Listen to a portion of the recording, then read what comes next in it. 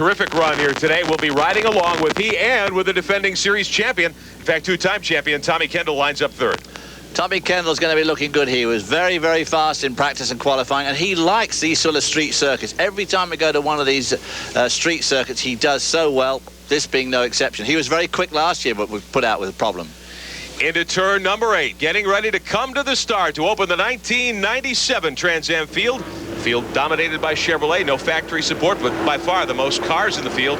1 Dodge, 1 Oldsmobile, 7 Ford Mustangs, 2 of them on the lead row. John Gooding will start outside row 1 for the first time in his Trans Am career. David, looking forward to a great season. Well, John Gooding, too, has had some great testing times this winter. He's done exceptionally well, so he's looking forward to a good year. And, of course, he is certainly the highest rated local guy coming from Orlando. Green flag, we're underway in St. Petersburg, and Dorsey Schrader breaks out first to lead Brian Simo and John Gooding side by side into 1. Gooding holds on to second. Well, that Brian Simo there and John Gooding nearly came together. They did come together going into turn 1. Tommy Kendall drops back to 4th there. Kendall showed us last year many times he's very patient with this race car. You've got to be. On these street circuits, this is a 100-mile race. It isn't going to be one between the start-finish line and the first corner, and it's going to be one on the first lap. There's a certain amount of attrition is going to take place, and of course the other thing that is so important on these Trans Am cars is tyre wear. The tyres are not so much the tyre wear, but they just do give up. There you see that Eau Rouge corner, bang, off one wall onto the other. I mean, very, very quick. And this is coming to turn 7. Very, very bumpy under braking here.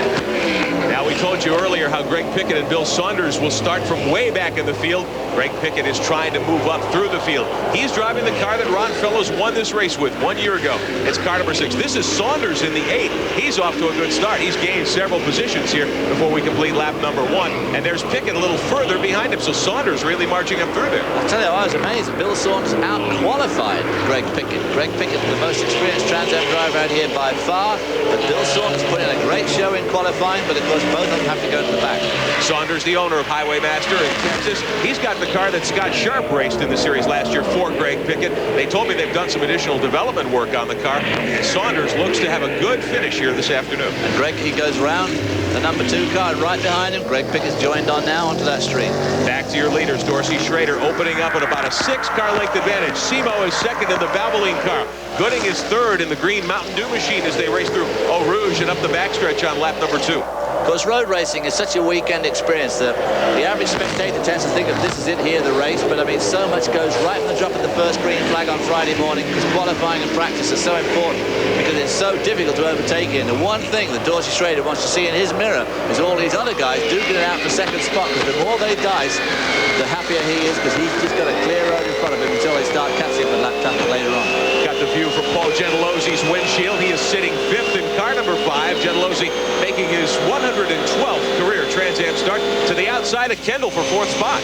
Again, you see the power that Paul Gentilosi's engine developed. Last year, he had the best Chevrolet engine, but this year, again, showing very strong performance down that straightaway, making some ground on Tommy Kendall, who also has good engine. Now Saunders lined up in 23rd. He's come up to 15th, and Pickett is 16th, and 1 car is in trouble. Looks to be perhaps Kenny Buff's machine. We'll see if we can get a better look at that car, but that's one of the blue and white Camaros in the field.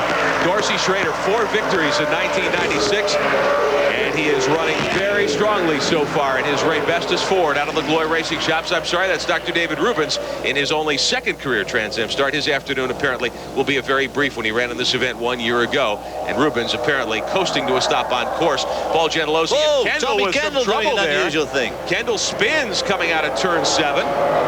Backs it up. He's got it in reverse. This is going to be a big problem for him. This is going to drop him way back in the field. Nobody knows what he's doing. Kendall goes into the groove to get pointed in the right direction. Gets refired now. He's alongside the Thunderdome here. Looks like he has. Yeah. So Kendall, who had trouble mechanically 1 year ago in this race, looks like his event may come to an early end here this afternoon. Well, we don't know what caused that spin, whether he just lost it under braking or whether he got... There is oil on the track in that very part. This is turn 7 now, coming up to the short straightaway. So Tommy Kendall's car has stopped on the course. Kendall trying to refire it as we take you inside his Roush Mustang. We'll be right back. 23rd. Let's find out what happened. Here's Derek Daly. I'm here with road racing crew manager for Roush Racing, Dan Biggs. Well, the chase for the 3-peat championship just got a little bit harder. What happened? like we never make it easy. You know, somebody lost an engine out there, and when Tommy got in, it spun out, and it wouldn't start. He got going, but we're last, you know, and not a great place. But we'll be all right. You know, maybe we'll stop halfway through and make it interesting, put tires on this thing. We'll see what happens. Now, I heard you on the radio discussing a mechanical problem that he was concerned with. What was that? Well, I think he was a little anxious there on the lap before that. He went down the straightaway, and he said it popped out of 5th gear. It's all new stuff in the transmission, so I can't believe it. And maybe just didn't get in all the way. We'll see what happens here. We'll be okay.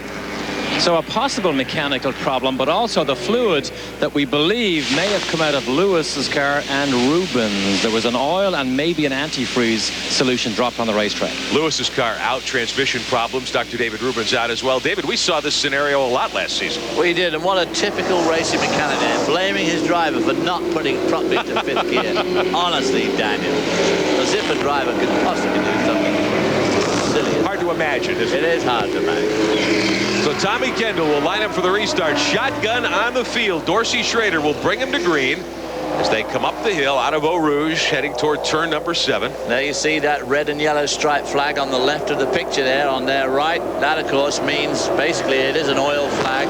Obviously they use it for other fluids and of course debris, as they say in NASCAR. This short straightaway is where pit road was located 1 year ago. They've moved it to the opposite end of the course. We'll show you more about that as we move along this afternoon. A change, too, in the Trans Am tire rules. David and I have spent a lot of time talking about the hot weather here this weekend and whether it will affect tire wear. We'll get to that in a couple of moments. We're ready for a restart, though. Schrader and Simo, the 2 teammates from Tom Gloy Racing, will restart 1 and 2. Gentilosi's got his Chevrolet up in the 3rd spot on this restart. Old Gentilozzi was strong all through practice and qualifying, and he's in a very, very good spot now. Just those 2 cars in front of him. Of course, Dorsey Schrader just loves having Brian Simo right behind him, his own teammate. Mike Jennings drops the green. We're back underway. Big shuffle as they head to 1. Gentilozzi grabs 2nd. Dorsey apparently missed a shift. He's back in 5th. Wow, Dorsey Schrader gets aced out there by Paul Gentilozzi, and along comes John Gooding, who got shuffled from 2nd back to 4th. Brian Simo is up there as well. There's the 83 car, too, hanging right in there. Dorsey Schrader has dropped way back. He had a horrible problem on the restart. Tommy Kendall, meantime, slicing through the field, restarting 23rd. He's making pass after pass on his way to the front. He's got a lot of time to do it. So Kendall has knocked off 4 or 5 cars already right after the drop of the green. He's got a lot of time, but he's also got a long way to go, too, because don't forget, with a single file restart, these guys have right up to turn 7. He's still coming out of turn 4. So Paul Gentilozzi, who crashed last year on the start, is leading as we move into lap 9 here at St. Petersburg. Brian Simo is 2nd. We look out the back end of Gentilozzi's machine on the short straightaway. Simo alongside. Look at the 3rd place car. John Gooding, Simo, and the 5 car of Gentilozzi in a lead change. Brian Simo, your new leader, getting by on the inside. Brian Simo driving like a man possessed, and here comes John Gooding too, another person that was a real middle of the pack runner before us. This year he's suddenly really come to life. Looks like he's going to take a position away from Gentilozzi. Great racing up front. Max Lagat is 4th. Let's go to pit road. Derek Daly.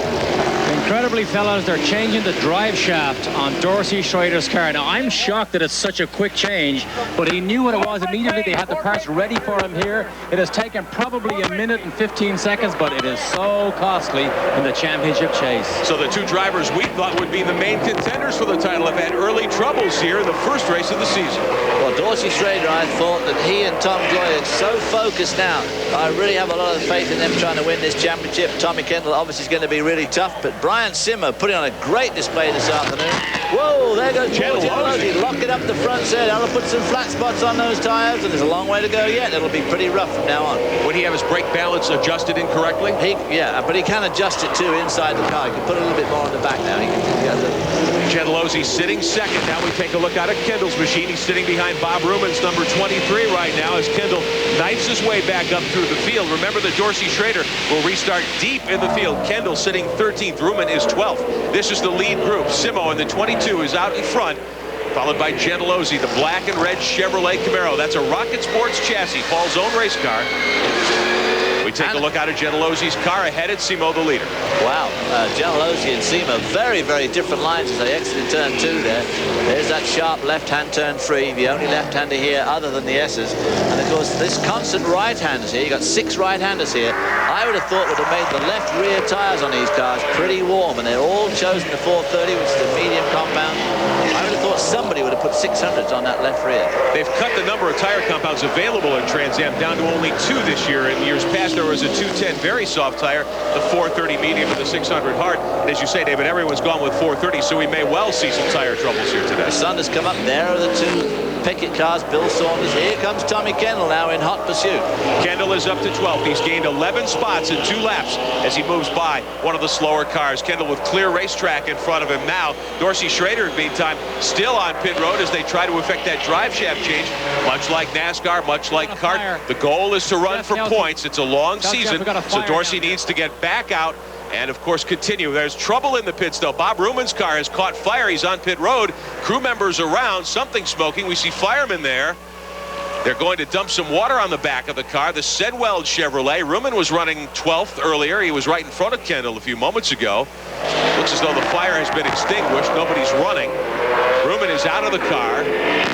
He looks like he's okay. These cars burn gasoline, so you could see the fire. This is not like an IndyCar situation where methanol that does not show flame does burn occasionally. Ruman out of the machine. See Mark Strickland there for Paul Gentilosi's team over to see what assistance he can lend. Back out in front, still Brian Simo in the Valvoline car out of Tom Gloy's shops. Gentilosi's second. Gooding in the green car there is third. Back a little further, Max Lagarde, car number 83, riding fourth. His best effort so far in Trans Am. Lagarde, his second season, running very, very nicely here in the early going. We've completed a dozen laps at St. Petersburg. Max Lagarde, of course, as always, for these younger drivers looking for some sponsorship, comes from the Illinois area, just outside Chicago, doing extremely well. The GT1 winner the last year's runoff, so he's looking for some more money this year, going well. Brian Simo is out in front in car number 22. Gentilosi sits second. We're a quarter of the way home. We'll be right. Schrader has dropped the drive shaft. They're still trying to change that. We had fire a moment ago on pit road as we watch the leaders come down the main straightaway. John Miller, last season's Rookie of the Year, running fifth. And look at this. Mike Borkowski is sixth, but Bill Saunders and Greg Pickett have come to 7th and 8th. Tommy Kendall, the defending series champion, has just cracked the top 10, going by Randy Ruman's Dodge. Kendall, after restarting last in the field a few moments ago, we ride with Kendall for a moment here. He has just nailed the cars one by one, and he's going to be up in the hunt here, David, I think, very, very quickly. Yeah, he'll get right back into the hunt, but Brian Simo and Paul Gentilosi are going to be tough to catch. As we watch the 3 leaders come to turn 7, let's go to pit road. Derek Daly. Well, fellas, one of the scariest moments for a driver is the potential of fire. Bob Ruman, that just looked pretty scary. What happened? I think I hooked the exhaust pipe on the corner of the wall when I was trying to pass the guy.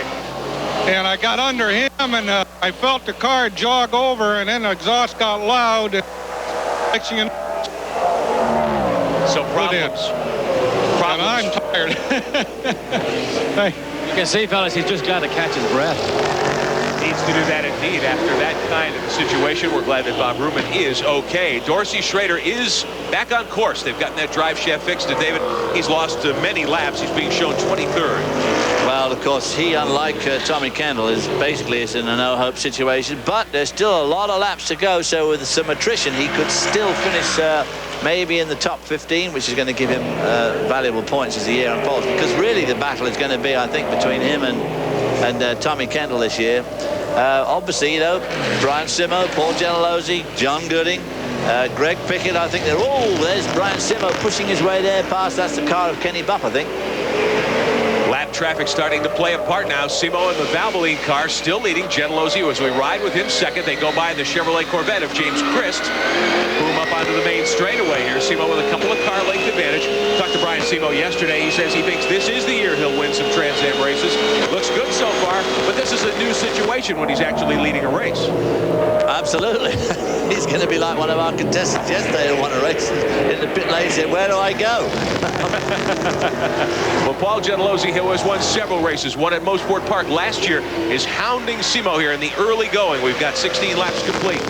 Dorsey, by the way, 5 laps down. We saw Dorsey Schrader a moment ago. He lost 5 laps of the drive shaft problem. He ain't going to make up 5 laps unless these guys all have major problems. He'd be lucky to make up one of them. Why would a drive shaft malfunction like that at the start of the race?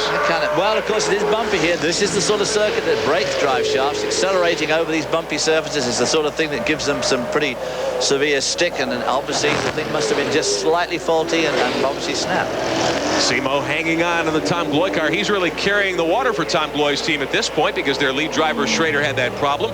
Gentilosi running a 1-car effort this year. The Riso Copiers team all over the back deck lid of Simo's Ford. So a good Ford Chevrolet battle. And John Gooding with his first career Fast 5 sitting third.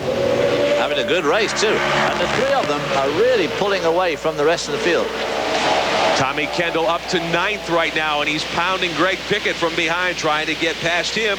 Saunders is 7th, Pickett is 8th, Kendall is 9th, and they're very close together. Back up front, Gentilozzi taking a look from his roof camera ahead at Simo. Now Gentilozzi, see, got in that car really sideways there, coming around that double apex turn 1 and 2. That puts a tremendous amount of heat into that left rear tire. So these guys at this stage, assuming we don't have another big caution period, they're going to have to give these tires a little bit of rest somehow. And that turn number 4 that leads to Eau Rouge is also off camera, I noticed. They took a lap around here in a streetcar this morning. These roads are very crowned here. Obviously, when it rains here in Florida, it rains like heck, so it's got to run off the roads, which is great for rain drainage, but it's lousy for race cars because you fall off into the edge of the road, and once it starts to slide down that adverse camber, it's tough to hold it up, and that's what sets up wheel spin, and that's what burns out those tires. I think it'll be interesting to watch Simo as he gets to more lap traffic. It seemed to be that in the lap traffic, Gentilozzi was able to close in, didn't get by him this time. It's only 2 or 3 years since Brian Simo was the lap traffic. Now, of course, the boot's on the other foot, and he's going to be swearing at these guys to get out of his way. What do you think you're doing out here? Don't you know I'm going fast? Coming up on the Ciappatini automobile, the 47 car, Frank Ciappatini in the hunt today, and Simo getting by him on the inside. The 47, a lapped car. Gentilozzi moves by as well, so the 2 leaders with clear racetrack once again. Tell you, traffic, to get through traffic, you've got to be aggressive, you've got to be fast, but at the same time, you've got to be cautious. John Miller has spun, last year's Rookie of the Year. Looks like he may have a tire down. Miller was running in the top 5, in fact, is 5th. He gets the car refired. Ooh. Now he's really pointed in the wrong direction. He pulls to the inside. Now there's traffic coming down, so he can't back up. Has to wait a moment while some of the front-running cars get by him. The PLC Direct Chevrolet. It's so vital in situations like this not to stall it, because these race engines, when they get hot and they stall, they're absolute pigs to start again. Borkowski trying to go inside him, helped him around, it appears. That's what happened. Mike Borkowski, the rookie driver we met a few moments ago on Tom Gloy's team. In the Textron Ford there with Bobby Rahal as his mentor, so it's going to be interesting to see how he gets on this year. I think he will do extremely well. That was a battle for 5th spot. Borkowski gets the position. Ryan Simo, meantime, goes by Peter Shea in the Entrepreneur Chevrolet. Gentilozzi takes a look inside, decides not to try it.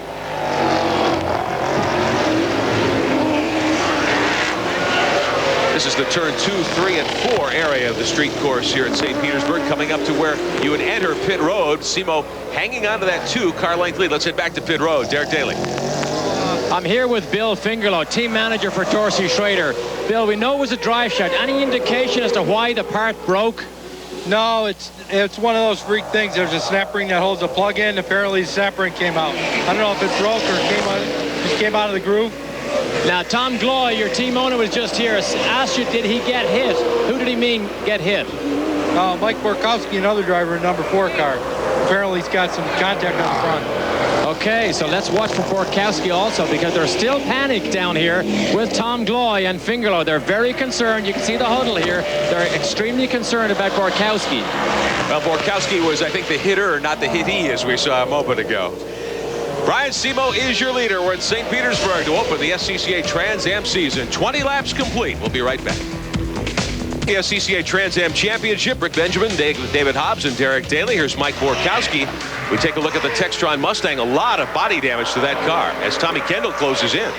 It didn't look much like, or like much of a bang when he ran into the side of John Miller, but obviously it was enough to do a lot of damage to the front there. They're going to have to whip that bodywork off there, otherwise it's going to cut that tire down. So we expect to see Borkowski into the pits here shortly. Tommy Kendall, meantime, really on the march. Kendall sitting 8th according to timing and scoring at the moment, and right behind Borkowski, who dropped back to 7th. We told you that the contact resulted from Borkowski trying to take 5th away. He misses the corner. Because Borkowski's lost a lot of downforce now in the front, which is so vital to these cars, and of course it affects braking tremendously. Lack of downforce. There's Bill Fingerlow, the guy who's the crew chief of those 3 cars.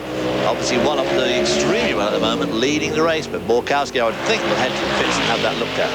Borkowski down the main straightaway all alone. Smoke coming out of that corner of the car too. Could that be brake smoke or is that tire rub? I think it's just the fiberglass of the front fender there rubbing on the tire. Now these cars do have modular front bodywork. They can peel that nose piece off and put a new one on. Put a new one on, right. Borkowski, a driver many think will be a great star in this series, may only be here a year or two because Bobby Rahal has him under contract now. Kenny Bupp on pit road already. Here comes Borkowski onto pit road with 21 laps down. Derek Daly, is he in sight yet? He's not in sight, but he's definitely on the way. Rahal is here on the pit wall, also having a look. He sees at the top of the pit lane, you see Bill Fingerlow tried to tell him slow down, take it nice and easy. Borkowski was out of a full-time drive since 1993, but he formed a relationship with Bobby Rahal, and suddenly it all came together when Rahal got Textron together with Tom Gloyd to put this program together for Mike Borkowski. But a difficult start. So they'll change tires on the car on the left side. They'll also put the new bodywork on the front. David, the left side tires may help him as he tries to come up through the field. Now remember, these cars are lapping at about 1:10 here, so you can make a pit stop and not lose a lap.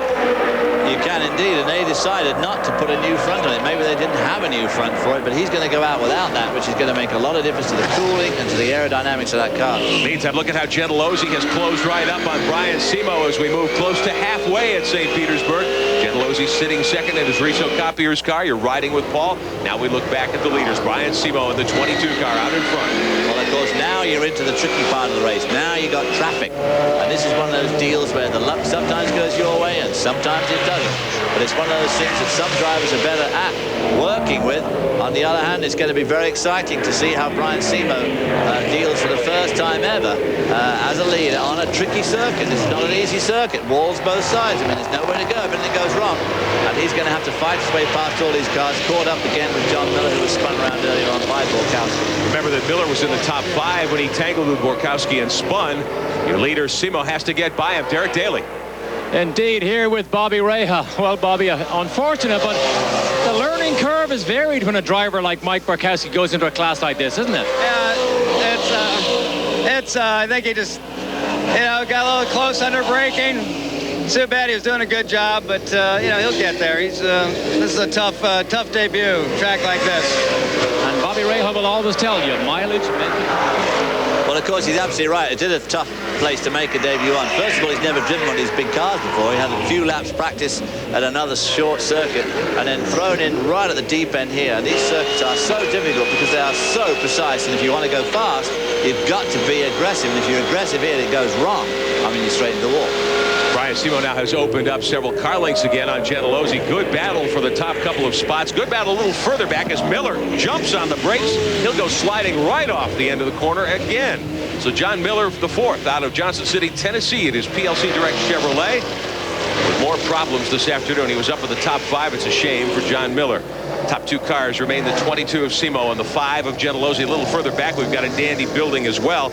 Tommy Kendall is shown 5th. Greg Pickett, who started back at the back of the field after that tire change, has risen to 4th in the car that was raced last year here by Ron Fellows. Interesting point here, too, is that Brian Simo, coming up on the 77 car. Trent Terry's Oldsmobile right there. Oldsmobile, right. These two guys, Brian Simo and Paul Gentilozzi, are definitely leaving John Gooding now, as Pickett is coming under the clutches of Tommy Kendall. That's Randy Ruhlman's Dodge directly in front. Ruhlman had spent some time on pit road, so he's not on the lead lap at this point. Pickett sitting 4th. Kendall is 5th. John Gooding running by himself a little further ahead in 3rd spot. Kendall's teammate. See how Pickett and Kendall deal with this. We're not quite to halfway yet. Probably close to lap number 30.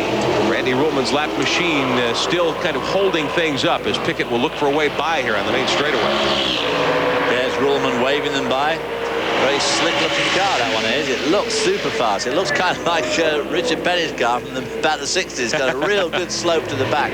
Tommy Kendall also gets around him as they come into that turns 1, 2, and 3 area. So Kendall still is 5th now. Pickett is 4th. Pickett with a nice charge through the field in the AutoLink Chevrolet. 25 are complete. It's still Brian Simo's race. Battle for the lead at St. Petersburg. Paul Gentilozzi goes inside Brian Simo to take over the top spot, heading through 1, 2, and 3. David Hobbs, this has been a great battle between these two drivers. It has been a great battle. I have a horrible feeling that Paul Gentilozzi is going to pull away from Simo now, and Simo might have been holding him up. On the other hand, it has been pretty even Stevens. It could be that Brian Simo is going to make a comeback and come back. Gentilozzi has the big experience advantage over Simo. Derek Daly, how does Mark Strickland feel about this? Well, believe it or not, things are not that rosy down here because they are concerned about a possible misfire. Mark, tell us about that. He radioed in a few laps ago that he dropped a cylinder, and it doesn't sound right when he's going by. So it doesn't even sound right. So if it's on 7 cylinders, they must be 7 really good ones. Now, David, there are times when having a little less power can help you because you have a little more opportunity to make the car hook up. Is that the case on a street course like this? I wouldn't have said so, no, I really wouldn't, because you need all the power you can possibly get down this straightaway here and down the other straightaway where the Eau Rouge turn is. And you really do need all the power you can get coming off these corners. You don't have to use it all, but at least you want it there when you do want to use it. We've noticed, too, the car is belching some flame out of its right side exhaust. Would that be an indication of an ignition problem? It could be ignition, right, exactly. Gentilozzi, meantime, holds on to the top spot as we close in on halfway. Brian Simo right behind him. You think now that Tom Gloy has called to Simo on the radio, perhaps and said, just bide your time. They may have problems in the 5 car. Could be. The other thing, too, I still feel they're going to have to conserve these tires a little bit. Another 30-odd laps to go. As you can see, the sun's out. The track temperature's probably well over 100. The air temperature's about 85. It's going to take its toll, especially on that left rear tire, like this one here. Right here, that left rear now. As he accelerates out of there in 2nd gear, takes a lot of stick. John Gooding sitting 3rd in the Mountain Dew 4, doing a great job. Started on the outside of the front row today and doing a nice job bidding for his best ever Trans Am finish. Tommy Kendall has moved by Greg Pickett and come to 4th spot. He's got a long way to go to catch the leaders. Our scoring monitor shows Kendall still 17 seconds behind Paul Gentilozzi, so that's a good more than a straightaway on this racetrack. Yeah. Good battle for the lead. Simo tried to go inside Gentilozzi there and couldn't make the pass. One of those things you've got to be so careful about because you can so easily lose just a lot of momentum apart from losing some bodywork like Mike Borkowski did. And so you get caught up in traffic there as well. But now so is Paul Gentilozzi as he goes around turn 4. Now Gentilozzi's going to want to get past that lap car before they get to the S's. And last year's Ray Best's rising star of the season, Max Lagarde, is out of the race. We saw the car stopped on course. They're waving a caution there. Lagarde was up in the top 5 for a while. He's 7th right at the moment, but that won't hold up the next time by start finish because Lagarde apparently has gotten into the wall. He's got into the wall pretty big time, and he's well down the track there from the S's, unless he had a huge tank slapper all the way up there. It's about a 1/4 mile, but it's just before you get to turn 7. Gentilozzi and Simo 1 and 2. They've got the caution out in that part of the course, but not a full course caution. See Dorsey Schrader racing by, Don Maluzio's black machine, and then your 2 leaders, the 5, the red car of Gentilozzi, the white and blue machine of Simo, the 22. Looks like we will go full course caution here in just a moment. We understand the pace car will be coming out. Those are your 2 leaders. Both have seen the drop back there. As we come back to John Gooding now attempting to get around Brian Simo again. He led him briefly at the beginning of the race and looked right behind John Gooding. Tommy Kendall, who's come back right dead last. On that restart, Bill Saunders, the teammate to Greg Pickett, moved his car number 8 up into 5th spot, but he's quite a ways back. Pickett getting shuffled back to 6th. Maluzio, the black 31, he's a lapped car. Here's Kendall as they come up the side, the back straightaway, really through Eau Rouge and heading toward turn 7. Kendall moving right in now on Gooding's decklist. This is where Kendall spun earlier on that fluid that was thrown down. A very bumpy approach to that corner, over the railroad lines there, under braking for turn 8. This is a very crucial corner because turn 8 leads you onto the main front straightaway, and it's at the end of the straightaway going to turn 1 where all the overtaking action takes place, so it's incredibly important to come on there with good speed so you can maintain it all the way down and try and capitalize on that speed at the end under braking for turn 1. Paul Gentilozzi with less than a second lead over Brian Simo in the white car. Gooding and Kendall are 3rd and 4th. You've got a Chevrolet. Remember, no factory Chevrolet support this year. Gentilozzi doing it all by himself, and he's leading the show here at St. Pete. Paul Gentilozzi, of course, got his own engine shop at Rocket Sports, and last year he had the cream of the crop of Chevrolet engines, and there's no doubt about it. He does have strong engines. We heard Mark Strickland say he thinks it's on 7.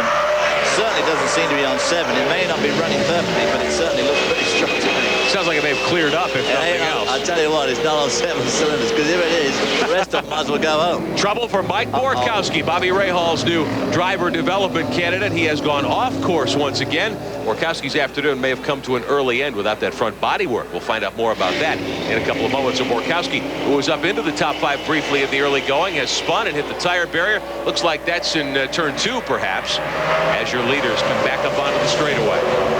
Yeah, because with no downforce, you know, on the front there, it's certainly doesn't help your braking. It certainly doesn't help turning. Gentilozzi, the leader. Let's find out more about those engine problems. Derek Daly. Again with Mark Strickland, team manager. Mark, is this a ghost or is this an engine problem? I'm not sure right now. He's sure there's something wrong in the motor. He thinks it's probably a broken rocker the way it's acting, and it sounds hoarse when it goes by here. But on the good side, he says it hooks up better now. So there's an advantage to having a misfire. It's what they call traction control. That's right. Break a rocker arm and you're in business. Well, we'll see. Companies spend millions to make engines go down to 7 cylinders when they come off corners in the range for traction control. He's got his own now. Paul Gentilozzi, a veteran driver, one of everybody's favorites in this series. Only 3 career Trans Am victories, one of them last year in Canada at Mosport Park. Heading for his 4th win in this series. This is his 11th year of Trans Am competition. Brian Semo back in second as we look out the back of Gentilozzi's Chevrolet. Looking into the front of Brian Semo's Ford there, you can see a great piece of paper stuck in his air intake. Now that we've already said the air temperature, there you see it. The air temperature is about 85. That could cause him a problem with heating or overheating. Semo in second spot in the Valvoline car, drilling right back up on Gentilozzi's deck lid. Trying to get a line on the 5 car, make a move perhaps, get the lead back. He held it for a while earlier, getting close here through the S's. He is getting close, taking a tight line through there this time. Look right behind Gentilozzi now as we look out the back of Gentilozzi's car, leading through the streets of St. Petersburg here onto that turn 4. Meantime, and Kendall, they haven't been able to come up and challenge at all. I'm surprised, actually. You're absolutely right. Tommy Kendall hasn't even challenged his own teammate, John Gooding, through those fast S's, bouncing up the road to turn number 7. Now, maybe the Tommy Kendall's playing a waiting game here and really conserving his tires. We talked so much last season about how Kendall had that ability to come from the back to even make a tire change and come slicing back through the field. These races are only 100 miles long. Generally, if you have to pit, that kills your chances, but Kendall showed us last year that's not always the case. Absolutely. He's the pass master coming from the back. I often wonder whether he and Dan Binks rehearse this sort of stuff just to keep us all on the edge of our seats. Certainly has done that so far today. Gentilozzi and Semo right behind him. Hasn't seemed to cause a problem for Semo to have that paper in the grill. Well, not yet, but I mean, it certainly is there. It's a big piece of paper. Kendall went by a lapped car there as he went through the corner. Still sitting back and forth. We take you for a ride in the All-Sport Mustang. Around that tight turn 3 there onto the pit straight. That pit wall there sticks out just a little bit. More traffic here. Held up Paul Gentilozzi at an absolutely crucial time there, just when he really wanted to be laying into the gas pedal down the straightaway here into these fast S's. He was balked momentarily, which has allowed Look at this. He's got 2 cars ahead. Now he's got 2 cars. This is going to close him up. Peter Shea in the car out in front of this little pack. James Christ in the blue Corvette moved to the side, let the leaders go through. Shea now will have Gentilozzi blow by him down on the inside into corner number 8. And that gives Semo, that holds Semo up. And that holds Semo up. So that's just tit for tat. That happened to Gentilozzi coming up turn 4 and happened to Semo coming up turn 8, which has allowed John Gooding now to get right up with Semo. Use the draft. Is he going to outbrake him into turn 1? He's going to try. Not quite. Too far back. Just a little too pulled out just a fraction early. Where's Tommy Kendall meantime? He didn't get up in the mix at all in that last sequence. I thought he might do when they were all held up there by slower traffic. That's normally the time. See, Tommy Kendall now has got held up by that same traffic, and it's been held up badly as he comes down to turn 4. Peter Shea with the car that Jamie Gallus drove last year at the Trans Am Championship for the Buzz McCall stables, the Chevrolet factory machines, but Peter Shea not on the pace of the leaders at this point as they work through Eau Rouge. So there you can see it as he's coming out of turn 6. Gentilozzi is almost up at turn 7 into the braking zone. So the front 3 actually pulling away from Tommy Kendall, which is a bit of a surprise. Now Kendall has cleared the lapped car, so he'll try to reel in the 3 leaders as we work down onto the main straightaway one more time. Turn 8, the right-hander, up onto the fastest part of the racetrack here at St. Pete. You see Gentilozzi in the red car, then the 3 Fords of Semo, Gooding, and the defending series champion, Tommy Kendall. Let's go to pit road. Derek Daly will stand by and talk for a moment with Dan Binks, the team manager for Roush Racing. We'll get to that in just a second. Binks talking to his driver on radio. Let's go to Derek. Dan, any concern with Tommy dropping back? No, just traffic. We got up in the S's here, and you can't go 2 by 2, and he got stuck out by a slower car. We're all right. He lost about a second there, but we'll be right back on him. Will any time come when you'll ask John Gooding to let him go by? We'll let John make that decision. He knows if Kendall's faster. If he is, that's what we'll do. You know, Kendall and Gooding are and if Jonathan thinks it's necessary, or I mean, here's Jonathan's chance to be on the podium. That's what we want. We might have a case of job security here, fellas. John Gooding knows that Tommy Kendall has helped him tremendously. Meantime, the Oldsmobile of young Trent Terry laying down a lot of smoke. We presume that might be oil smoke. We'll wait and see if a caution might fly here at St. Petersburg. Closing in on 40 laps. Gentilozzi is still your leader. Simo is second. Gooding and Kendall next in line. And Greg Pickett has taken his Chevrolet back to fifth. We'll be right back. Out in front, Paul Gentilozzi, the only Chevrolet among the Fast Five qualifiers. He's your leader. Started back a little deeper in the field today than he would have liked to back in fifth. 42 are complete.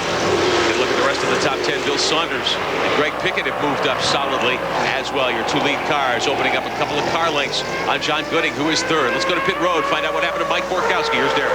Indeed, one of the big stories this afternoon has been the Textron car with Mike Borkowski. Mike, what happened out there?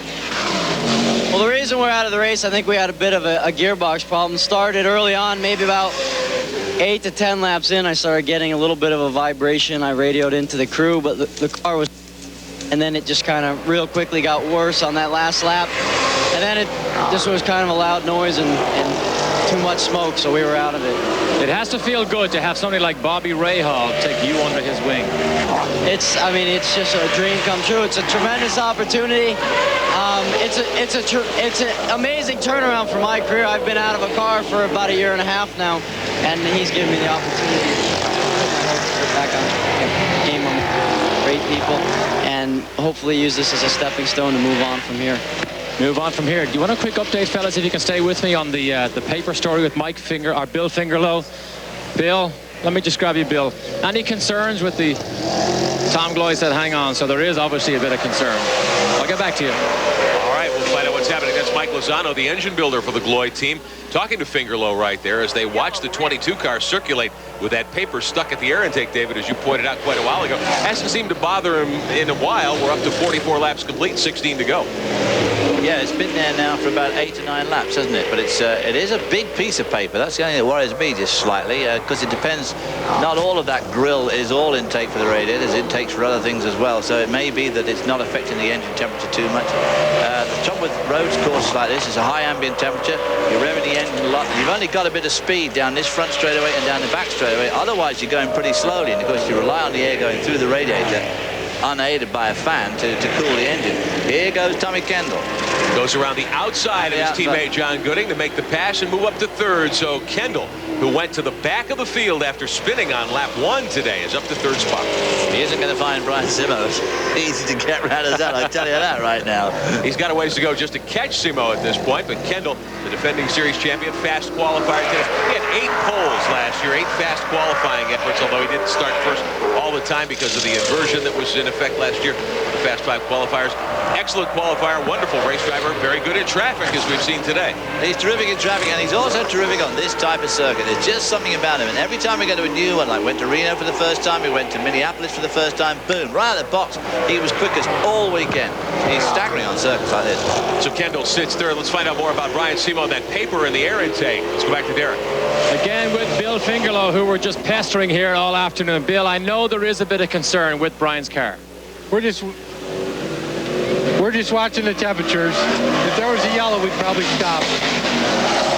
In fact, that's what Tom Gloy said. If there is a yellow, we will stop. Now, here's another update. Greg Pickett, I don't know whether you've seen that, but he also has a large chunk of paper in the radiator grill of his car. He's only running at 220 degrees, so they said no problem. Top 2 cars continue to be Gentilozzi and Simo. There's Kendall in third, Gooding in fourth. We'll take a little look back now. Quite an interval back to Greg Pickett. In fact, Pickett is about 13 seconds back of the lead 4 cars, but a very nice drive for the AutoLink snack bar number 6. And there you can see all that paper that's in his grill. At least it's not color coordinated because it's blue, which doesn't really match that red at all. But poor planning, I'd say. At 220, that's not too bad, but it's not far from 220 to 230, 235, 240, which is too much. Greg Pickett at the moment doing a very nice job. Had to drop to the back of the field on the start. He had to change tires after he and Bill Saunders, his teammate, both blistered tires yesterday in a late session here. Letting the car slide out there, putting the power down. The car was getting just a little bit tail happy, not too bad, but all that sliding around always puts some temperature into the tires. Brian Simo is definitely moving back from Gentilozzi, and of course, look who's catching up with Brian Zimmer. Working lap 48 of 60 here at St. Pete. Top cars. Tommy Kendall is up to third. We take you back up on top of the All-Sport Ford.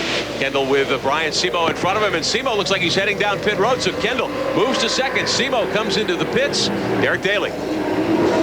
Right after our last report, Tom Gloyd, the team owner, jumped down into Bill Fingerlow's face and said, bring him in right now. This car will not finish the race. So this is probably a decision that's made over the championship run. In other words, rather than just win today, they want to at least get points.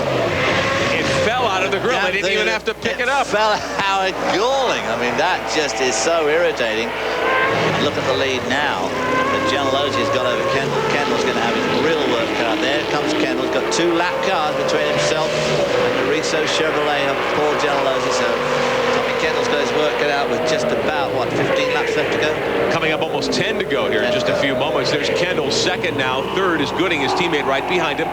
They work by Frank Ciappatini in the 47 car. Going another lap down to the leaders. Kendall's second spot, maybe a chance if there's a late race caution. Gentilozzi didn't even know if he was going to run in the series this year until a short time ago. This has to be a real boost to their team. Well, absolutely. This is the sort of thing that does boost the team. John Gooding there in the Mountain Dew car there in third spot. What a day he's had. What a week, what a year he's had. Ever since the spring training started, their private testing, he's been going very, very fast. He's got a brand new car. He feels the car's a big part of it. I think that John Gooding himself has responded well. He's got a lot of confidence. Boy, he's shown it this weekend in the top 5, well and truly in the top 5, and now in a good, solid third spot. Gentilozzi, your leader, working by the 17 of Bill Eagle. Lap car. Leader Shea's car back there, too. Go inside the Gentilozzi machine. 12 remaining. He's, after starting at the back of the field, after spinning early, he has sliced through to come back right behind Gentilozzi. About an 8-car length difference now. Less than 10 laps remaining. We take a look out the back end of the Roush Mustang of Kendall. 9 to go, in fact. John Gooding is third. We look at the rest of the top 10. John Miller has come back to 10th, although he's been off the course twice. We see Miller's car at the bottom of the screen. Here are your leaders. Now Kendall moving around alongside James Christ's car, the number 19. Could say, according to that little beauty shot we've just seen, that he's reeling him in. I would think so. Brian Simo back on course as well. He is 5th right now, and he's a lap down. Greg Pickett and Simo, the first cars, 1 lap down. We only have 4 cars on the lead lap, the way things now appear. Derek Daly on pit road. Just a quick update. Mike Lozano is right behind there with a black hat. He builds the engine for Brian Simo. I said, what was the determining factor? He said, I went above 265 degrees on the oil. He said, that's too risky. So as we saw Simo stop, the piece of paper just blew out of its own volition. Simo right back on the course, but he is sitting, as we say, 1 lap down now in 5th spot. His 36th career start today. A lot of top 5s last year, but a lot of top 10s, I should say, but has yet to get to the podium. But he really looked strong today. He was driving brilliantly early on. Great start. Had a tremendous tussle with a much more experienced driver in Paul Gentilozzi. But really did look very, very strong. Now, of course, the thing is, can Gentilozzi hold off the charging Tommy Kendall? John Miller's car, the 64, moving aside, letting the leader Gentilozzi go through down low. Kendall, meantime, will have to contend with Miller's car here through a slow part of the course. This gives Gentilozzi a boost. It does give him a big boost. Yeah, bad timing for Tommy Kendall. Kendall gets by now. Gets by Miller. He can size up Gentilozzi a little more, but the laps are really drawing to a close. 54 complete next time by. Let's go to Derek Daly.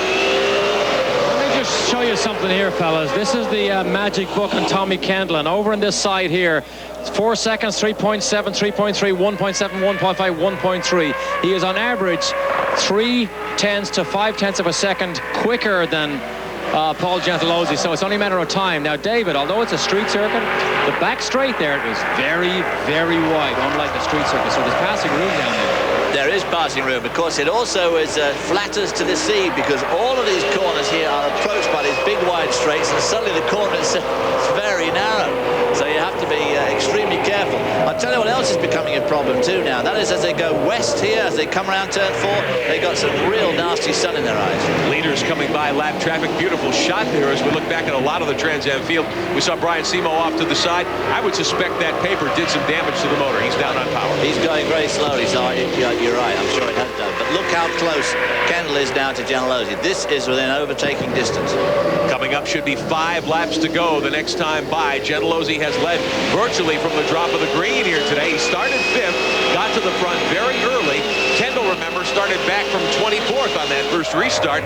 He's come to 2nd. We're going to have a dandy, I think, here, Dan. I'll tell you what, if Gianluigi's engine's got a dodgy rocker, it's sure to take not. Oh, and he spins! Oh, no, Gianluigi has lost it. Gianluigi spins in turn 7. And John Gooding goes past. Gianluigi trying to find low gear and get it refired. He gets started again. Gets pointed in the right direction. So Paul Gianluigi, under pressure from Kendall, spins in turn 7 and loses the lead. What a mistake to make. I mean, jeepers, he was right there. See it one more time. Into the corner, into turn 7. You can see it just starting to go there. Now that early on he had too much brake on the front, I think he's readjusted it and put too much on the back now.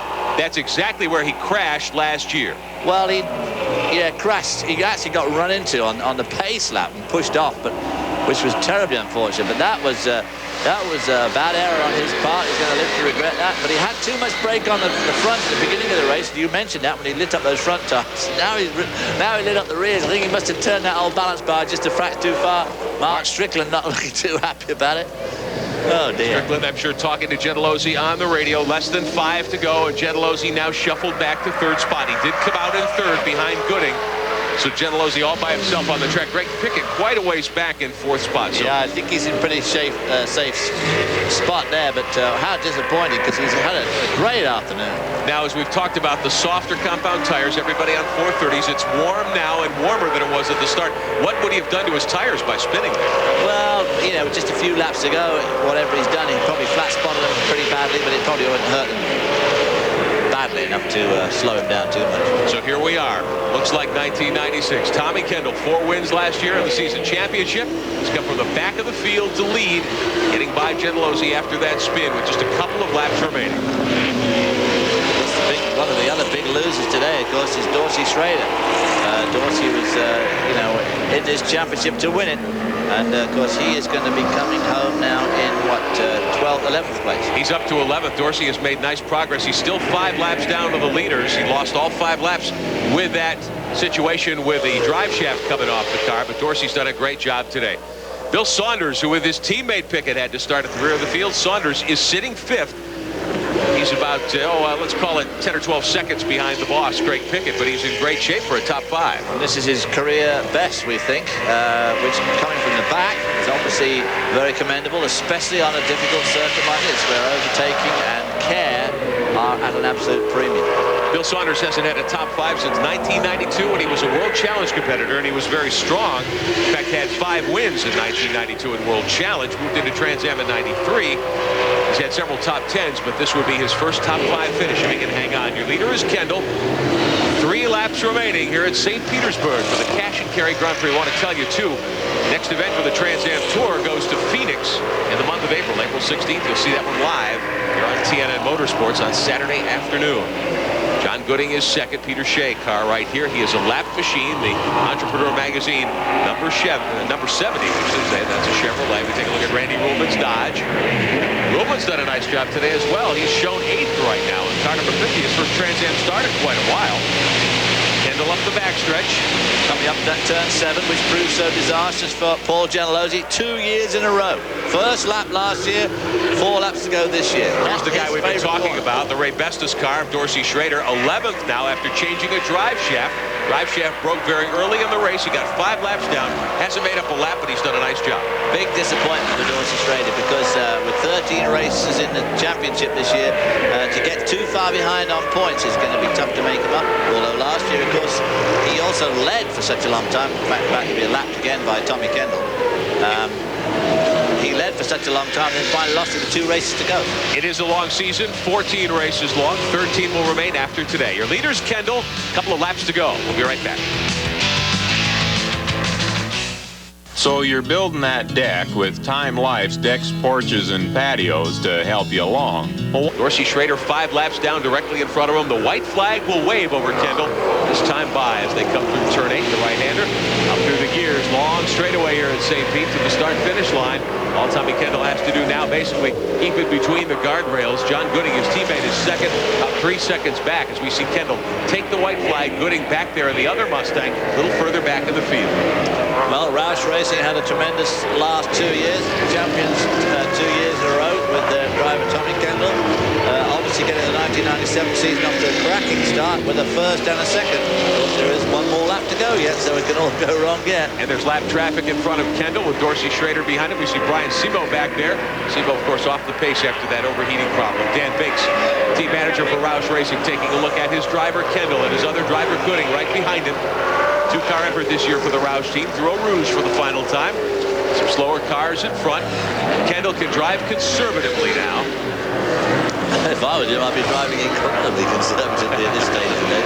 He's a master of that, getting by one of the slower machines. Here comes Kendall up through the gears one more time. We see the Saunders car, James Christ. There is Kendall in the All-Sport 4. Around turn 8. Made straightaway for the final time.